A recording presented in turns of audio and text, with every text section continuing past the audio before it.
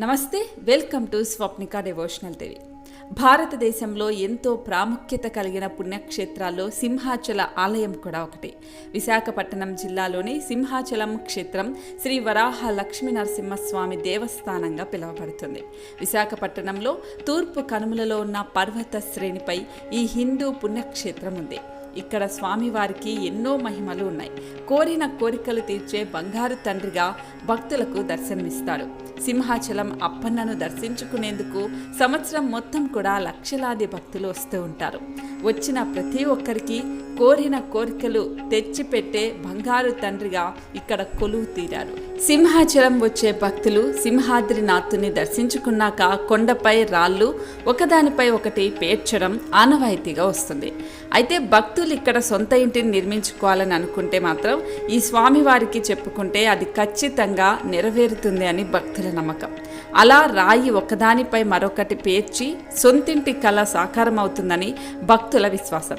అందుకే సింహాచలం వచ్చే పలువురు భక్తులు శ్రీవారిని దర్శించుకున్న తర్వాత కొండపై ఒకదానిపై ఒకటి రాళ్ళు పేరుస్తూ ఉంటారు.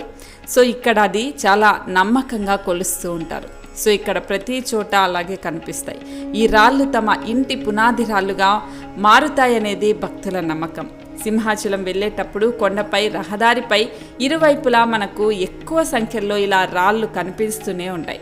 సింహాచలం వచ్చిన భక్తులందరూ కూడా రహదారికి పక్కనే ఆగి తాను ఎన్ని భవనాలు నిర్మిస్తానని అనుకుంటే అన్ని రాళ్లను ఒకదానిపై ఒకటి పేర్చి ఇక్కడ పెడుతూ ఉంటారు. సో అలా పేర్చిన తర్వాత వారి కోరిక నెరవేరితే మళ్ళీ వచ్చి స్వామివారిని దర్శించుకుంటాము అని ఇక్కడ భక్తులు చెప్తూ ఉంటారు. అలా అనేక మంది భక్తులు రాళ్లను పేర్చడం ద్వారా తమ కోరికలు నెరవేరుతాయని నమ్ముతూ ఉంటారు.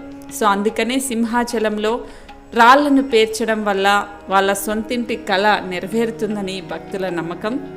సో సింహాచలం ఇక్కడ నుంచి హైదరాబాద్ నుంచి వెళ్ళాలి అంటే విశాఖపట్నం వెళ్ళి అక్కడి నుంచి సింహాచలం వెళ్ళి అక్కడ వరాహ లక్ష్మీ నరసింహస్వామిని దర్శించుకోవచ్చు.